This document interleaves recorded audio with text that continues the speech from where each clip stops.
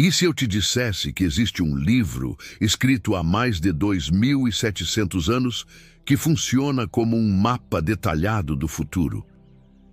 Um código que descreve com uma precisão assustadora o nascimento, a vida, o sofrimento e a glória de um rei que só viria ao mundo 700 anos depois. Esta não é uma teoria da conspiração. Esta é a incrível e impactante história do profeta Isaías, o homem que viu o trono de Deus e escreveu a biografia de Jesus Cristo, séculos antes de ele nascer.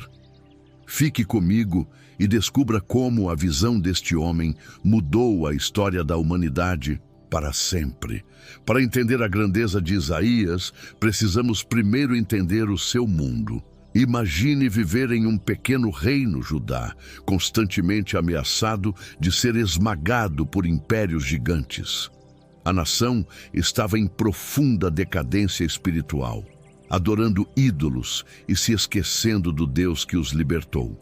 Reis fracos e corruptos faziam alianças políticas perigosas, buscando segurança em homens e não em Deus. Foi nesse caldeirão de caos e infidelidade que Deus levantou um homem. Isaías não era um eremita do deserto, ele era um aristocrata, um homem culto que tinha acesso aos palácios e aos ouvidos dos reis. Sua jornada profética começa com uma das visões mais espetaculares de toda a Bíblia.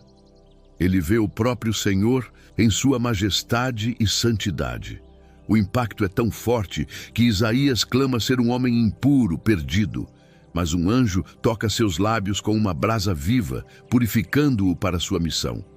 E então ele ouve a voz de Deus perguntando: "A quem enviarei? E quem há de ir por nós?" E Isaías, transformado, responde: "Eis-me aqui, envia-me a mim." Mas aqui vem o primeiro grande dilema. Você imagina que a primeira mensagem de Deus para seu novo profeta seria de avivamento e restauração, certo? Errado. A missão que Deus lhe deu foi chocante, quase incompreensível. Vá e diga a este povo: ouçam com atenção, mas não entendam, olhem bem, mas não percebam, porque Deus enviaria um profeta com uma mensagem destinada a endurecer o coração do povo. Qual era o propósito de uma pregação que aparentemente só pioraria a situação? A resposta para este paradoxo revela o plano mais profundo de Deus para a salvação, e é mais surpreendente do que você imagina. Com essa missão difícil em mãos, Isaías se torna o grande arauto da verdade em Judá. Ele encarna o arquétipo do mensageiro. Por 40 anos, sua voz ecoou, denunciando a injustiça social, a idolatria e a falsa religiosidade. Ele advertiu os reis para não confiarem em exércitos estrangeiros, mas no Senhor dos exércitos. Suas palavras eram como fogo, prometendo o juízo divino sobre uma nação que havia quebrado sua aliança. Mas, em meio a essas profecias sombrias de destruição, Isaías começava a plantar sementes de uma esperança inimaginável.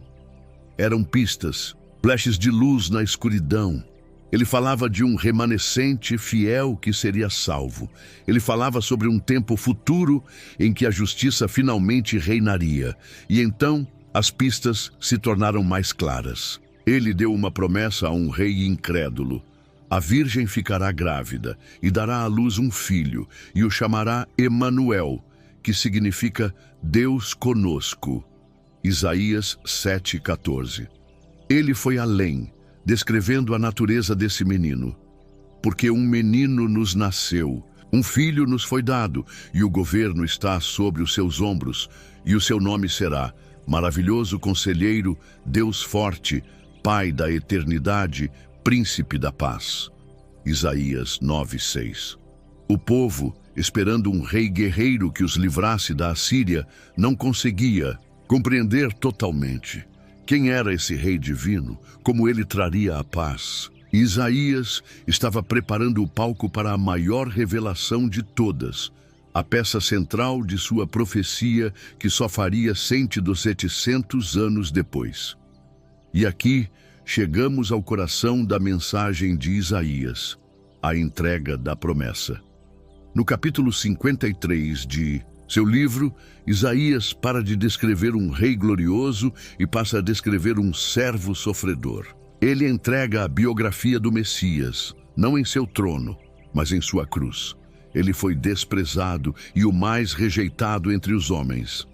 Verdadeiramente, ele tomou sobre si as nossas enfermidades e as nossas dores levou sobre si. Mas ele foi transpassado por nossas transgressões e moído por nossas iniquidades. O castigo que nos traz a paz estava sobre ele, e pelas suas pisaduras fomos sarados. Ele foi oprimido e afligido, mas não abriu a sua boca como um cordeiro. Foi levado ao matadouro. Você entende agora? A resposta para o paradoxo. O coração do povo foi endurecido para que eles rejeitassem o Messias e o levassem à cruz. Porque a salvação de Deus não viria através da obediência da nação, mas através do sacrifício de um. O servo sofredor tomaria o lugar do povo. O juízo que Isaías tanto pregou cairia não sobre a nação, mas sobre os ombros daquele menino prometido. Isaías viu tudo. O profeta não apenas previu o futuro, ele entendeu o coração do Evangelho 700 anos antes, mas a profecia não termina no sofrimento. Ela aponta para a glória. E o que isso significa para nós, hoje? A incrível história de Isaías é mais do que um feito sobrenatural de previsão. É uma poderosa lição sobre a soberania e a fidelidade de Deus. Em meio ao caos político, à decadência moral e ao medo do futuro, Isaías manteve seus olhos fixos na promessa de Deus. Sua vida nos ensina que, mesmo quando o mundo ao nosso redor parece desmoronar, Deus está no trono e seu plano redentor está em andamento.